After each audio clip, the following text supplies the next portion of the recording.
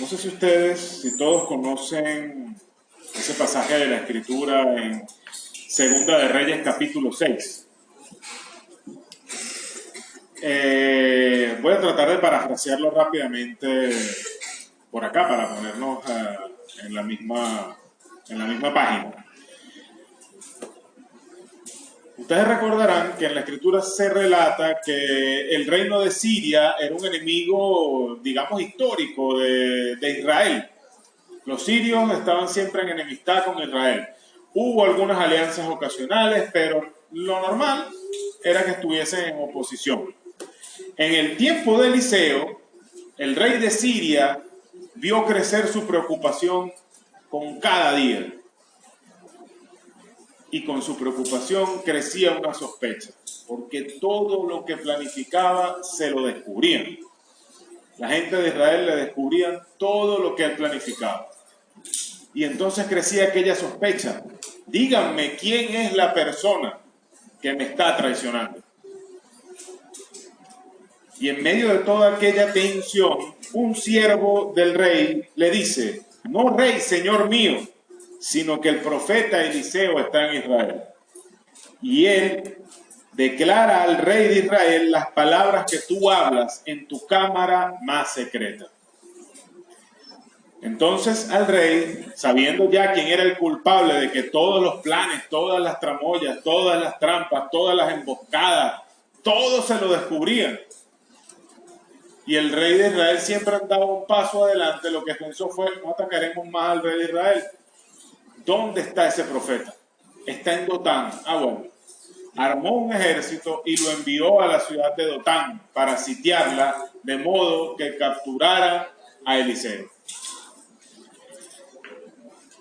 Llegaron de noche y abriendo la mañana, el siervo que estaba con Eliseo, yo me imagino que se asomaría, no sé, a la ventana o se subiría en el monte donde estaban ellos y vio todo aquel ejército sirio desplegado en contra de la ciudad. Y ya sabiendo que estaban buscando a Eliseo. Y le dice él a su señor: señor mío, ¿qué haremos? ¿Qué haremos? Demasiada gente para buscar a un solo hombre. ¿Cómo le vamos a ganar a esta gente? Y en medio de la preocupación del siervo, Eliseo le dice: tranquilo, más son los que están con nosotros que los que están con ellos. Y entonces ora, y de ora al Señor diciendo: te ruego, oh Jehová, que abra sus ojos para que vean. Y fueron abiertos los ojos del siervo, y lo que vio fue el monte donde estaban ellos, alrededor de Eliseo, una multitud de gente a pie, gente de a caballo y carros de fuego rodeando a Eliseo. El resto de la historia lo sabemos. El ejército sirio fue cegado y fueron llevados cautivos hasta Samaria, pero no los mataron, los alimentaron y los enviaron a su casa. La vida cristiana está repleta de realidades invisibles que no podemos percibir con los ojitos de carne que nos dio Dios. Necesitamos la revelación de Dios como la necesitó aquel siervo para poder verlas, para poder percibirlas. Estas realidades yo pretendo que en los mensajes que me corresponda traer, los siguientes mensajes que me corresponda traer, iremos explorándolas, ¿no? Poco a poco, tratando de ver algunas verdades, algunas realidades que trae a nuestra vida el hecho de ser hijos de Dios, que ayudan a nuestra fe, que la ponen en un contexto bíblico, verdadero. Y el mensaje de hoy es en Gálatas capítulo 2, versículo 20, y de hecho es probable que la próxima vez que yo predique también esté en este texto, y es probable que la siguiente vez también esté en este texto.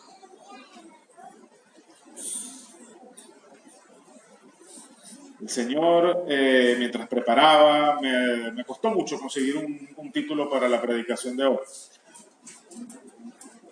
Pero entre tanto pensar y orar con el Señor, ayer terminé teniendo este: la cruz de Cristo es mi cruz. La cruz de Cristo es mi cruz.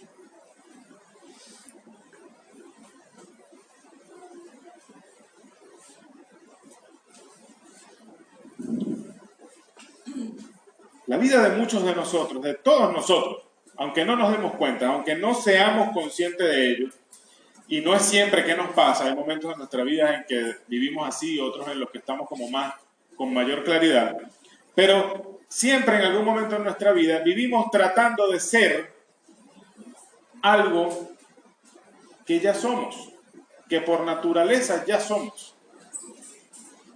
Me voy a explicar. De alguna manera, siempre estamos tratando de alcanzar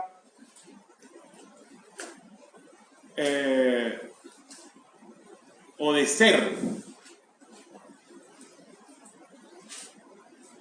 No me malinterpreten con lo que voy a decir, pero siempre estamos tratando de ser hijos de Dios, como que si faltara algo para llenar el estándar de Dios con respecto a nosotros.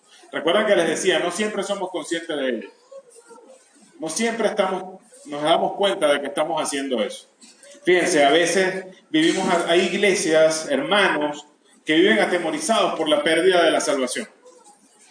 Viven en temor, viven en miedo, pensando que pueden caer de lo que Cristo les ha dado. Hay personas que a lo mejor vivimos tratando de compensar a Dios por el sacrificio de Cristo.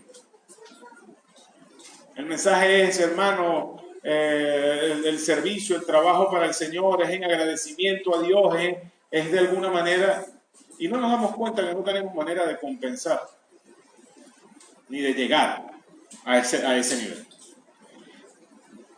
Otras veces a lo mejor yo me puedo ver hermanos que viven llorando una muerte, aquella muerte de hace 2000 años, la muerte de nuestro Señor en la cruz, y vivimos llorándola, llorando aquella muerte sin darnos cuenta que esa muerte hace 2000 años se transformó en vida eterna.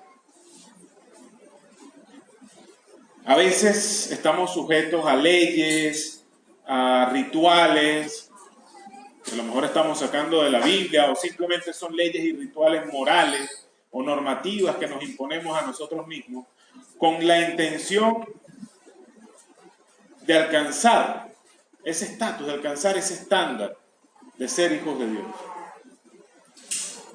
Incluso algunos hacemos esto, de atarnos a esos rituales y a esas leyes, por la conveniencia, porque es más fácil tener una lista de sí y no. Es más fácil tener una lista de lo que puedo hacer y lo que no. Tengo que pensar menos si tengo la lista. Me aseguro, porque si yo veo mi lista toda marcada, correcta, estoy bien. Peor aún, a veces vivimos cargando todas estas cosas no sobre nosotros, sino sobre otros.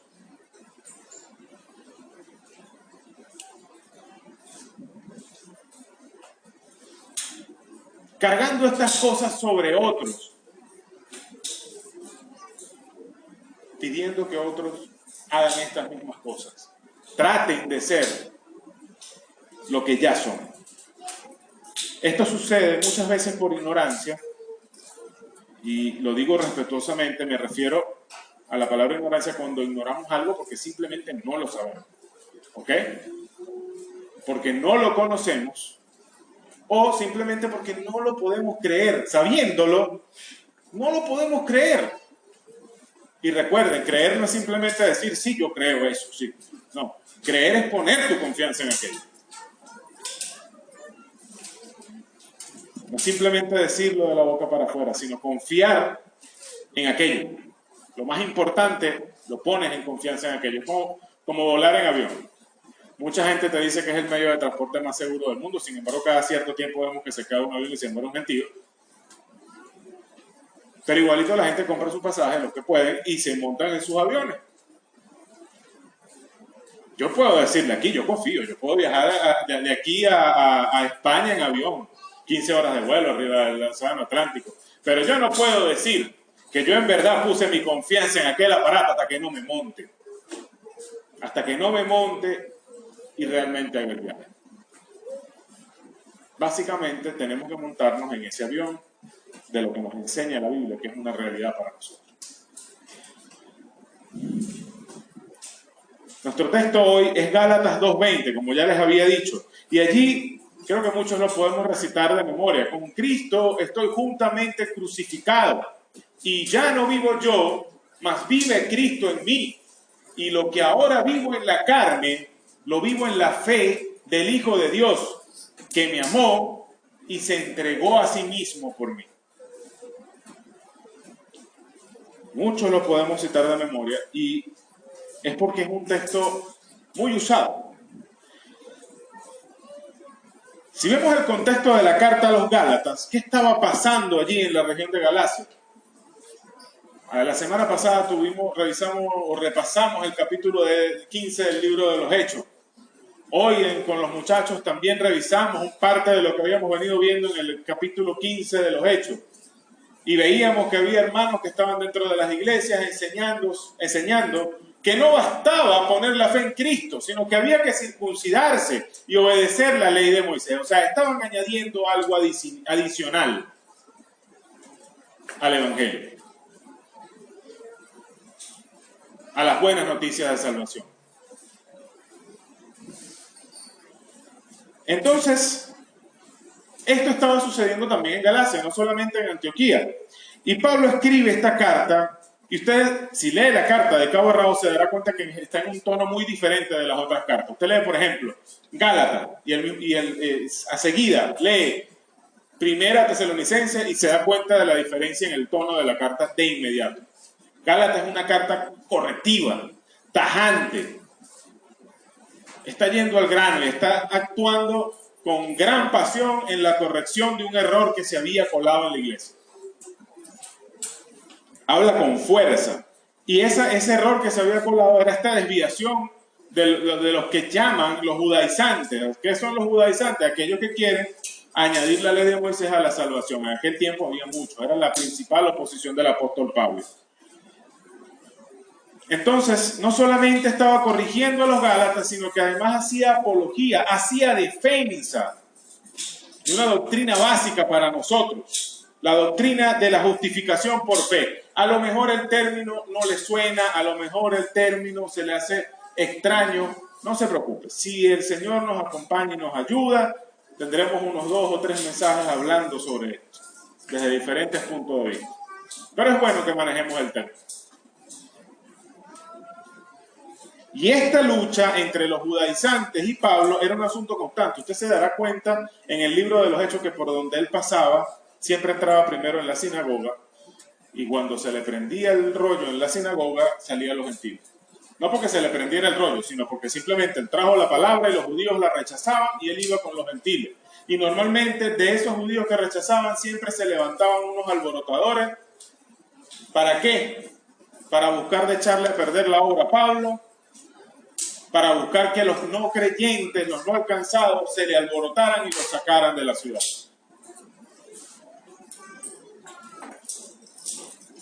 Si vemos el capítulo 1 de la carta, introduce el tema. Él pone 3 experiencias personales que no vamos a detallar.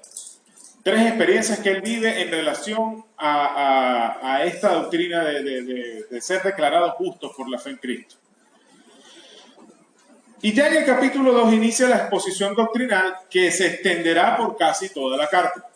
Empieza a exponer con detalle en qué consiste esto de lo que está hablando.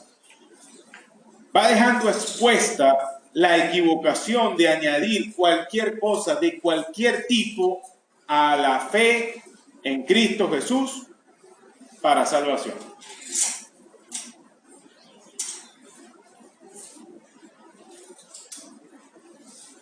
Les decía, se dieron cuenta que varios hermanos pudimos recitar el versículo de memoria. Es porque es un texto muy usado, no solamente en nuestra iglesia, ni en las iglesias que predican la palabra del Señor y la sana doctrina, ¿sí? También es un texto que se ha sacado mucho de ese contexto que acabamos de ver y se usa para cosas que realmente no las dice el texto. Normalmente yo lo he escuchado usado en variaciones de esta premisa. La vida crucificada del creyente. O sea, lo usan como que si este texto respaldara el hecho de que el creyente debe renunciar a muchas cosas, debe sacrificarse a sí mismo para servir a Cristo. Esto que estoy diciendo no es mentira. Ojo, en muchas partes de la Biblia leemos esto. Podemos verlo en Lucas capítulo 9, podemos verlo en Lucas capítulo 14, podemos verlo en muchas de las cartas de Pablo, pero no está aquí. Eso no está en este verso. La primera parte del versículo dice, con Cristo estoy juntamente crucificado. Yo creo que el problema se origina con la conjugación que se ha hecho en la traducción que tenemos nosotros, la Reina Valera. El verbo estoy habla de presente, te hace pensar como que uno, de alguna manera, está y sigue estando crucificado con Cristo y en la cruz. Pero en los originales ese verbo está en tiempo, lo que llaman la gente que conoce de literatura, de lenguaje, de sintaxis, no sé cuál rama de la lengua estudia esto, la gramática. Es tiempo perfecto. Y se leería mejor si dijera, con Cristo he sido juntamente crucificado. Una acción que sucedió en el pasado, pero que cuyos efectos se mantienen en el presente. Está hablando de la crucifixión de Cristo. Ahí vemos a Pablo identificarse de forma personal e individual. Si usted lee el capítulo 2, no lo vamos a hacer, viene hablando en primera persona del plural. Nosotros hemos, pero aquí dice estoy.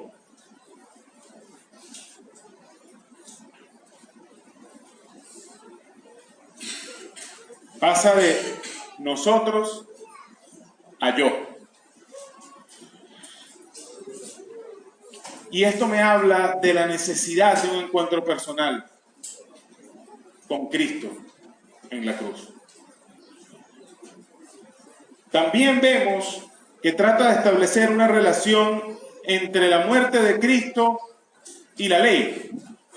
Si vemos el versículo 19 dice, porque yo por la ley soy muerto para la ley a fin de vivir para Dios. Y vemos que tenemos dos palabritas aquí clave. Muerto, habla de muerte y dice, por la ley soy muerto para la ley. Y lo siguiente que dice es, con Cristo estoy juntamente crucificado. Crucificado es muerto. Así murió el Señor Jesucristo. Ok, eso es más o menos el contexto y parte de lo que está diciendo nuestro texto el día de hoy. Pero hay tres preguntas que yo quisiera que recorriéramos hoy con respecto a esa primera parte del verso. Vemos que está tratando de relacionar la crucifixión de Jesús con la ley. Y mi primera pregunta sería, sabiendo que estamos en el contexto de que hay hermanos que están diciendo que por la ley es la salvación, que es necesario circuncidarse y cumplir la ley, me veo obligado a preguntarme, ¿qué puede hacer la ley por mí? Esto es para salvarme. ¿Qué puede hacer la ley por mí? La siguiente pregunta que yo me haría es, ¿qué tiene que ver la crucifixión de Cristo con la ley de Moisés? Y la última pregunta es, a la luz de todo esto, ¿qué fue lo que hizo? ¿Qué fue lo que consiguió Cristo para nosotros en la cruz del Calvario? Vamos a tratar de ser breves en estas tres preguntas. La primera pregunta, ¿qué puede hacer la ley por mí? Sin extendernos demasiado, la ley, la primera cosa que hace es que me muestra las exigencias de Dios. Me muestra las exigencias, vamos a ser más específicos, de la justicia de Dios. Establece un estándar, un patrón. Y dice, el mismo Pablo en una de sus cartas, y también lo dice en el Antiguo Testamento, la ley dice, el que haga estas cosas, vivirá por ellas.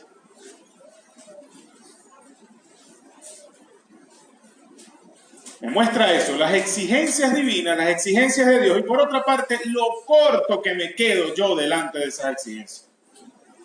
Recuerdan que en la carta de Santiago, Santiago dice que el que oye la ley y no la hace es como aquel que mira su apariencia en un espejo y después se va y la olvida.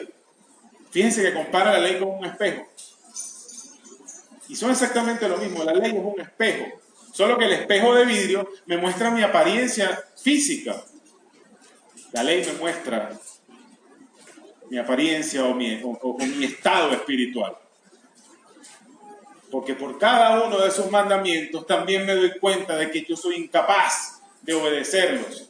Y si hubiera alguno que yo pudiera decir, nunca lo he desobedecido, nunca lo he quebrantado, se levantan 1000 más para decir, a nosotros no nos cumple, no sirve de nada ese que cumples.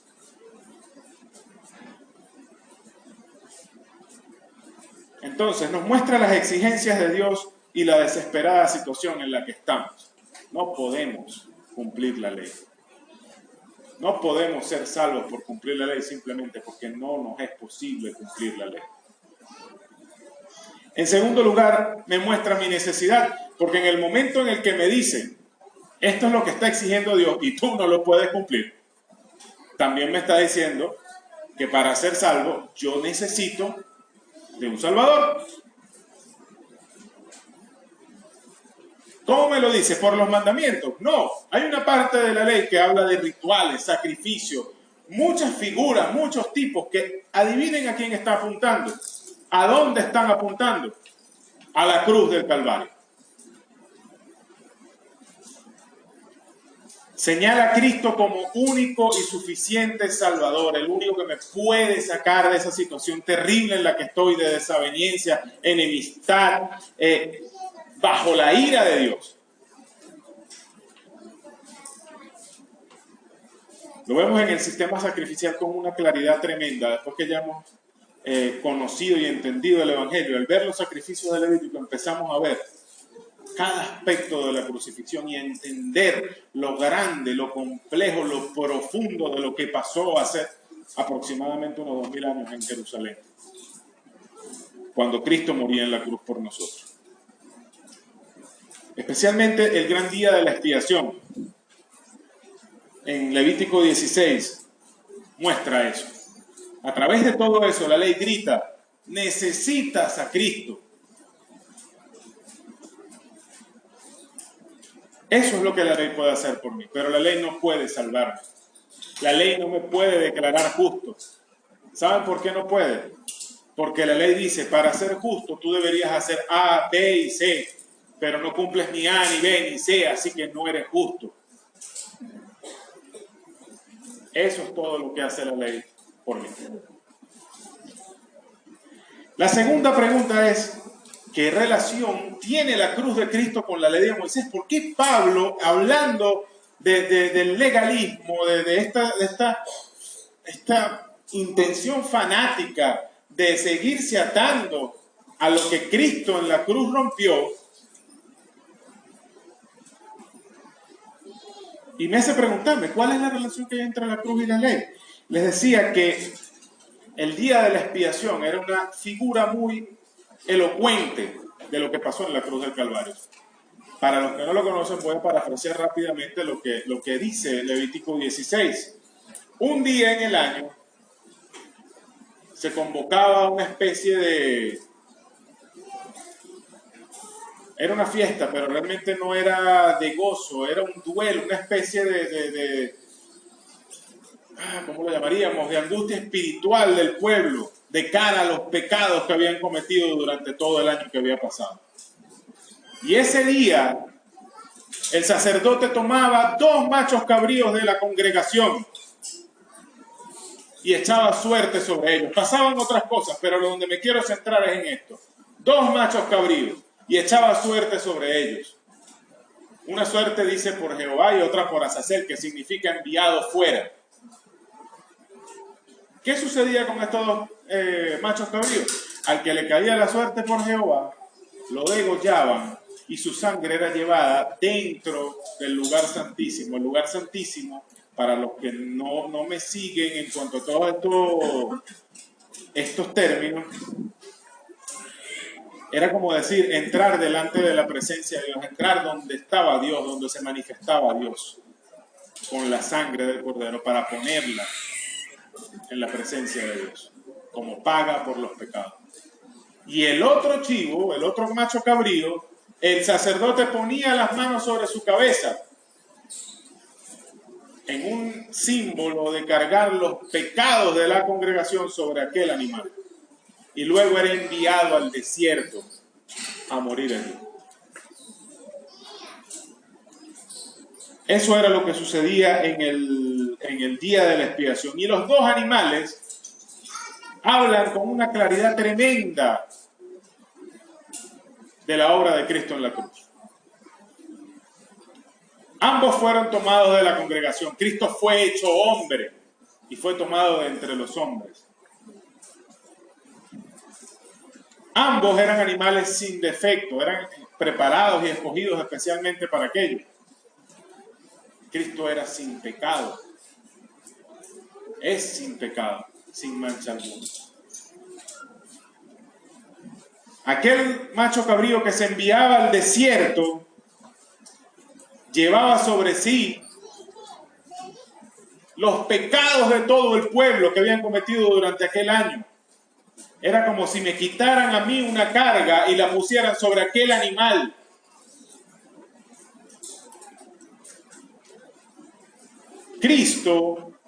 A Cristo le fueron cargados los pecados de toda la humanidad antes de ser clavado en esa cruz, al ser clavado en esa cruz.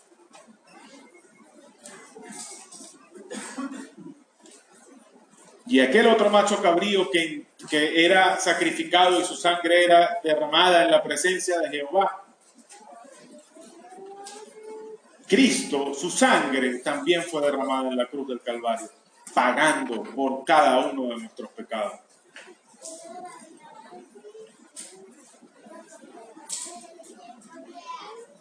La única manera de escapar a aquel estado terrible que la ley, del cual la ley nos hace culpables, es ese Cristo que murió clavado en el madero y que resucitó al tercer día.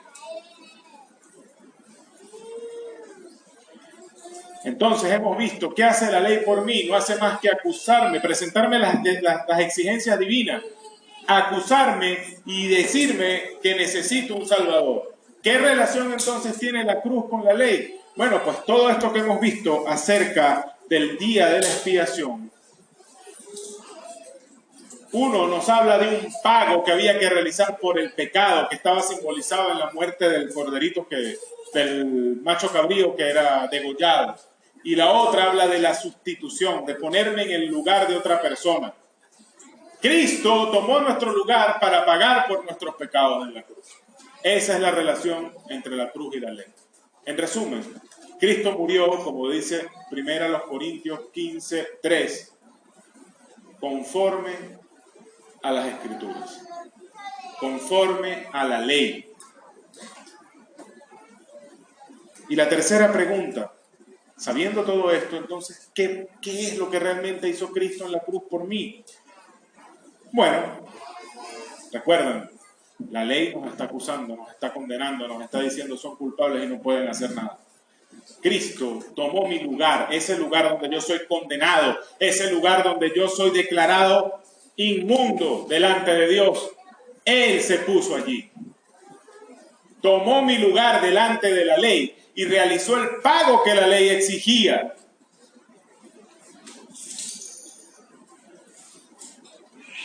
Que dicho sea de paso, yo no podía pagar. De ninguna manera podía pagar. Cargó mis pecados, cargó mi culpa. Él, siendo inocente, que no cometió pecado, él voluntariamente se puso ante la ley para pagar por esos pecados. En ese lugar de condenación, él realizó el pago que me correspondía realizar a mí, pero que no podía hacer yo.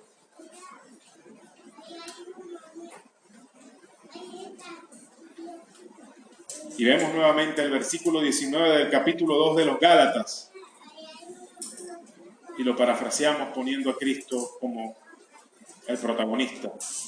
Por la ley fue muerto, para la ley. Por la ley, o sea, conforme a lo que dictaba la ley y en atención a los requerimientos de la ley, Cristo fue muerto.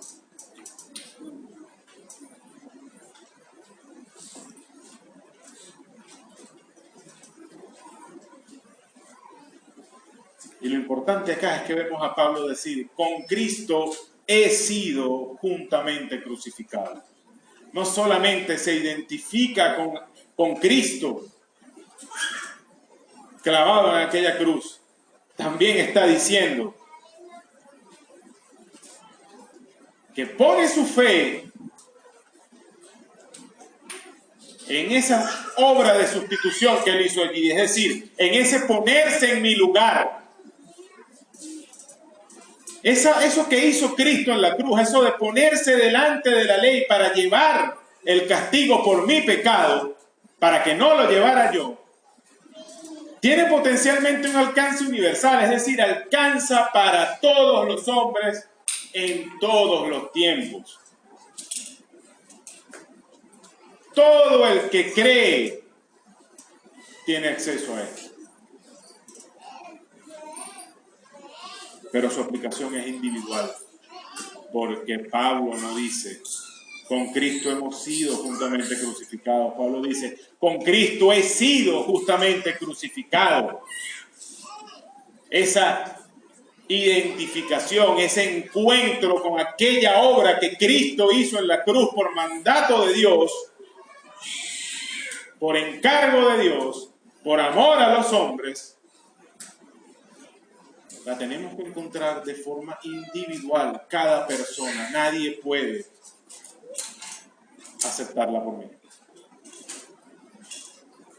Y viene a ser entonces como si yo hubiera muerto en la cruz, como si yo hubiera dicho, Cristo es mi representante. Cristo me representa a mí delante de la ley. Él va a pagar por mis pecados. Solo que yo no dije eso, eso lo dijo Cristo. Yo represento a Reinaldo. Lo que le van a cobrar a él, me lo cobran a mí.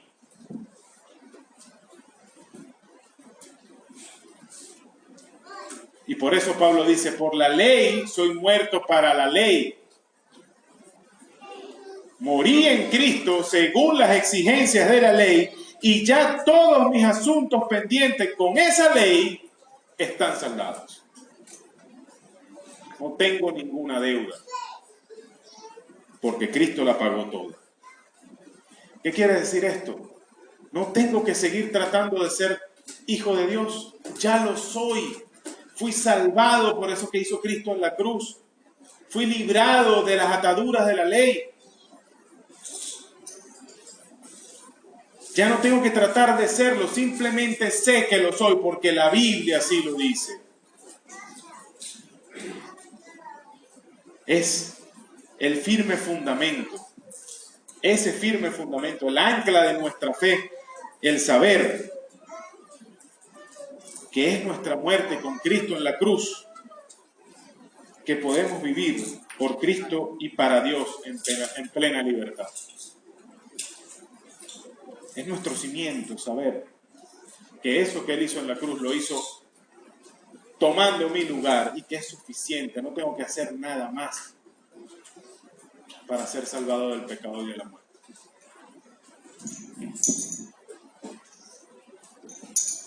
En Cristo he muerto conforme a la ley y ya la ley no tiene, o yo no tengo ningún asunto pendiente con la ley. Soy libre de la ley, pero ojo, a fin de vivir para Dios. Es una realidad consumada. No tenemos que vivir una vida crucificada para que esto sea real. Ciertamente vivimos una vida de sacrificio y de renuncia, pero por otras razones. El sufrimiento, la paga del pecado, que es muerte, ya fue pagada. Ciertamente podemos continuar ignorando esta verdad. Podemos continuar, o a lo mejor sabiéndola y no creyéndola, no apropiándonos de ella como nuestra, pero simplemente vamos a seguir contemplando nuestro pecado y nuestra culpa. No que no sigamos pecando. Ciertamente todo hombre peca. Para nosotros simplemente ha dejado de ser la práctica común, ha dejado de ser lo normal, ha dejado de ser el centro de nuestros deseos, el vivir en pecado. Si continuamos sin apropiarnos de esta verdad de forma personal e individual, seguiremos contemplando nuestro pecado, nuestra culpa. Seguiremos sufriendo cada vez que recordemos la cruz, porque nos daremos cuenta de que no merecíamos eso que Él hizo. No merecíamos que Dios siquiera se acordara de nosotros. Si algo merecemos nosotros es el infierno. Y si no nos aferramos a la gracia de Dios, simplemente seguiremos sufriendo, seguiremos angustiándonos, seguiremos estando ansiosos por ello. Frustraremos también nuestro crecimiento por la culpa, por la vergüenza, por el temor, y seguiremos siendo cristianos inmaduros y débiles en la fe.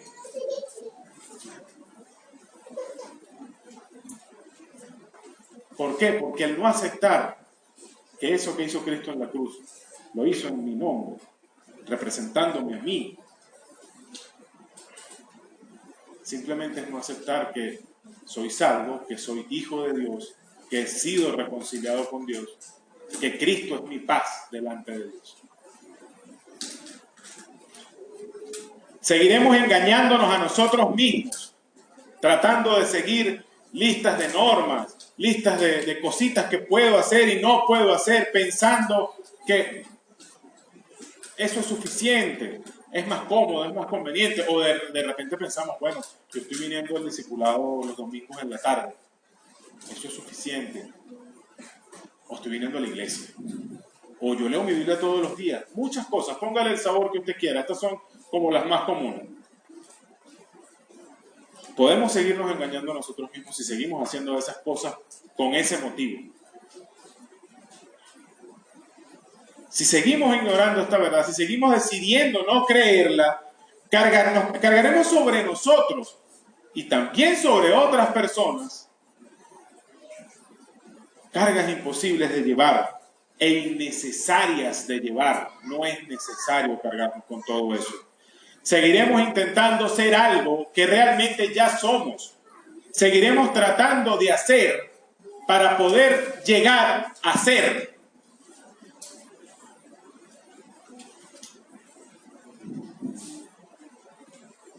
Ahora, hagámosla nuestra, hagamos esta verdad nuestra, apropiémonos de ella, creámosla por fe, pongamos nuestra confianza en eso, en que hemos sido declarados justos por la muerte de Cristo en la cruz, en que Él tomó nuestro lugar y que en la muerte de Cristo yo también he muerto a la ley. Hagámosla nuestra. Y entonces, en vez de contemplar continuamente nuestro pecado, contemplaremos en ese espejo de la ley la justicia de Cristo.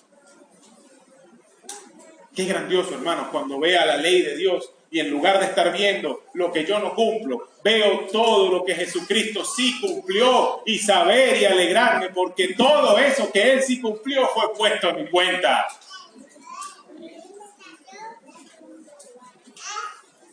Puedo gozarme, puedo regocijarme en eso, me puedo gozar en la gracia y en la misericordia de Dios porque nada de eso yo lo merecía. Y gloria a Dios, Él me lo dio. Puedo recordarlo cada vez que contempla la cruz sin llorar por la muerte de aquel que siendo inocente pagó mis pecados. Como dijo el Señor, conoceremos la verdad una vez que nos apropiemos de ella y seremos verdaderamente libres, porque mientras no entendamos que esto que pasó en la cruz nos libra de la ley del pecado y de la muerte, mientras no lo entendamos seguiremos encadenados, hermano. Cuando lo entendamos dejaremos nuestras cargas a los pies de la cruz y ayudaremos a otros a dejar sus cargas allí también. Finalmente nos apropiaremos de nuestra identidad, de la identidad que Cristo nos ha dado. Nos apropiaremos de lo que somos. Somos hijos de Dios. Sabemos que no somos perfectos, pero tenemos el Espíritu de Dios en nosotros para caminar firmes en lo que Cristo hizo por nosotros.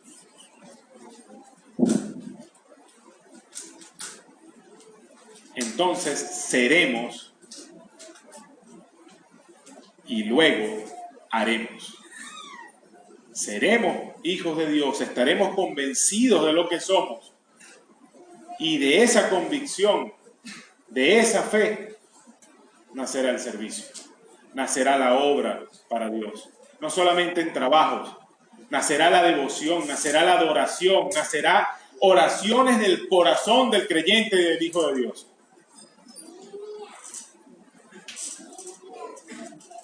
Y aquí el llamado, hermanos, no es a que cada uno de nosotros afirmemos, como decía Pablo en el capítulo 6 de los Romanos, perseveremos en el pecado para que la gracia abunde. Es decir, sigamos pecando entonces, porque si Cristo pagó por todo aquello, más bien yo tengo una cuenta a mi favor, porque hay un montón de cosas que yo no he vivido y ya Cristo las pagó. No, hermano, ese no es el llamado. Si esto que yo estoy predicando hace que usted piense de esa manera, le hace volverse indiferente a su pecado, entonces hay un motivo para preocuparse. Si esto que yo estoy predicando vuelve a endurecer mi corazón frente al pecado, yo tengo que preocuparme. Porque como dice también Pablo en Gálatas, Cristo no es ministro de pecado.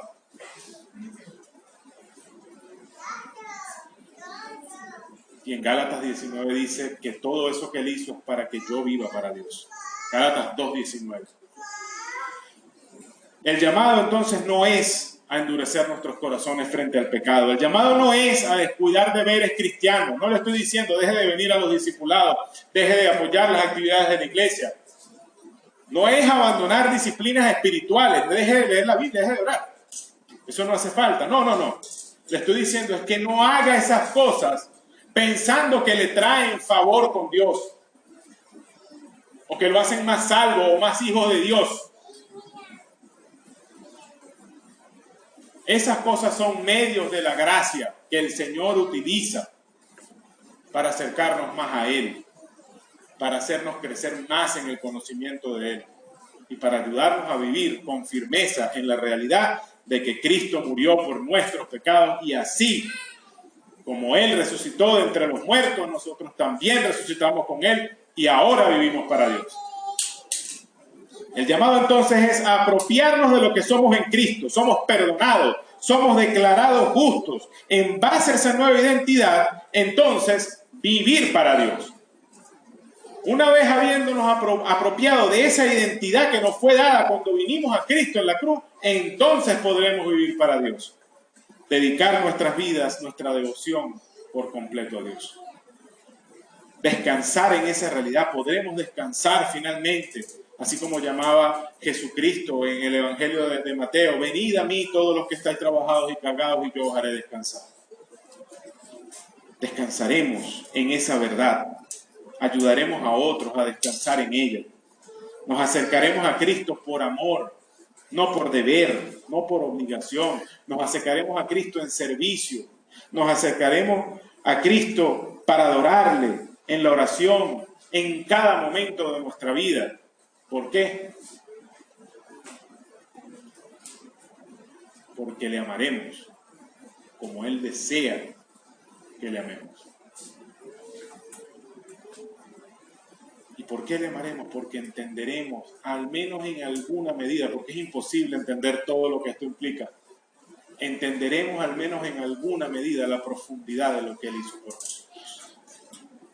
En Cristo he muerto conforme a la ley y ahora soy libre de la ley a fin de vivir para Dios. Y si hoy tú me estás escuchando, sea por Facebook, sea que estés acá, y tú no conoces esto, tú no has tenido ese encuentro personal con Cristo delante de la cruz, es hora de que sepas esto. Cristo cargó todo aquello que tú hoy llevas pesando sobre tu espalda. Todo aquello de lo que tu conciencia hoy puede acusarte, todo aquello que tú sabes que no es agradable delante de Dios, de alguna manera lo sabes, a lo mejor lo has escuchado de alguien, lo has leído en la palabra, has leído un folleto, cualquiera de esas cosas, a lo mejor hoy te dice, yo no estoy bien delante de Dios. Hace 2000 años, Cristo cargó todo eso en la cruz y pagó todo lo que la ley pedía para ponerte en paz con Dios. Pero solamente será efectivo si tú pones tu fe y tu confianza en Jesucristo y en lo que Él hizo en esa cruz. Si tú pones tu fe y tu confianza sabiendo que lo que Él hizo en esa cruz es suficiente y que Él, el Hijo de Dios, es Salvador y es Señor.